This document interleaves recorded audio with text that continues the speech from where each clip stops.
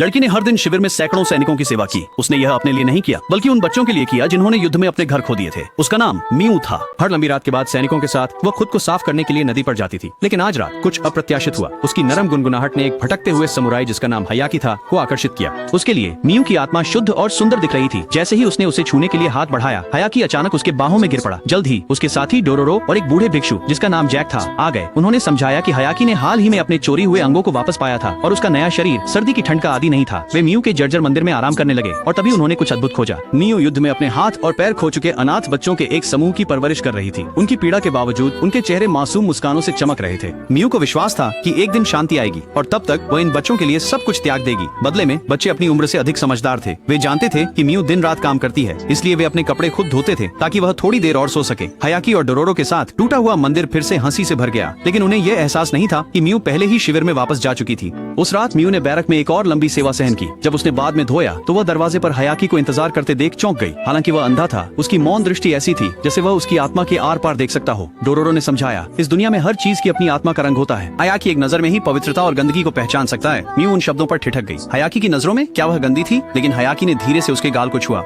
हालांकि वह बिना आवाज के था, उसका दिल साफ था। डोरोरो ने फुसफुसाया, वो तुम्हें गाते हुए सुनना चाहता है। तो उस रात मियू ने गाया। उसकी आवाज में दुनिया की गर्माहट और दुख था और घर की चाहत की पीड़ा थी। हयाकी और डोरोरो पूरी तरह से मंत्रमुग्ध थे। जल्द ही साधु जैक खबर लेकर लौटे। उसने उस राक्षस को ढूंढ लिया था जिसने हयाकी की आवाज चुरा ली थी। हयाकी तुरंत उसे वापस लेने के लिए निकल पड़ा, लेकिन जब उसने राक्षस का सामना किया तो वह और जैक एक घातक रेत के जाल में फंस गए। हयाकी उसे मारने में असफल रहा और राक्षस ने उसका दायां पैर फिर से चुरा लिया था। इस बीच डोरोरो ने गुप्त रूप से मियू के बोझ को हल्का करने की कोशिश की, लेकिन जब उसने उसके पीछे शिविर में प्रवेश किया तो उसने मियू के काम की सच्चाई का पता लगाया। इस सदमे ने उसे निशब्द कर दिया। मंदिर में वापस डोरोरो ने बच्चों को कभी नहीं बताया। वह उनके मियू के सपने को नहीं तोड़ सकती थी। बच्चों की केवल एक ही इच्छा थी, मियू के साथ एक छोटा सा खेत जहाँ वे एक साधारण सुरक्षित जीवन जी सकें। लेकिन हयाकी, जो फिर से अपंग हो गया था, एक घायल बच्चे की तरह क्रोधित था, अपने चुराए हुए शरीर को वापस पाने के जुनून में। फिर भी पहली बार हयाकी ने मियू के लिए कुछ अजीब सच्चा स्नेह महसूस किया। जब उसकी कृत्रिम टांग को फिर से बनाया गया तो उसने फिर से राक्षस की तलाश की। इस बार उसने नकली टांग खो दी, लेकिन एक निर्णायक वार के साथ उसने अपनी असली टांग और अपनी आवाज दोनों वापस पा ली। अंततः विजय। लेकिन खुशी ज्यादा देर तक नहीं टिकी। जब वे लौटे तो मंदिर खंडहर में था। मियू राग के बीच गंभीर रूप से घायल पड़ी थी। सैनिकों ने उस पर जासूस होने का आरोप लगाया था। उसे दोनों पक्षों की सेवा करने के लिए दंडित किया था। उन्होंने उसकी कमाई हुई सारी धनराशि भी जब्त कर ली। जैसे ही उसकी आत्मा मुरझाने लगी, हयाकी क्रोध से भर गया। पहली बार उसने मनुष्यों के खिलाफ अपनी तलवार निकाली। उसने सैनिकों को एक एक करके काट डाला। उसका इरादा था कि पूरे शिविर को उसके साथ दफना दे। लेकिन जब उसने आखिरी आदमी के खिलाफ अपनी तलवार उठाई तो डोरोरो उसके रास्ते में खड़ा हो गया।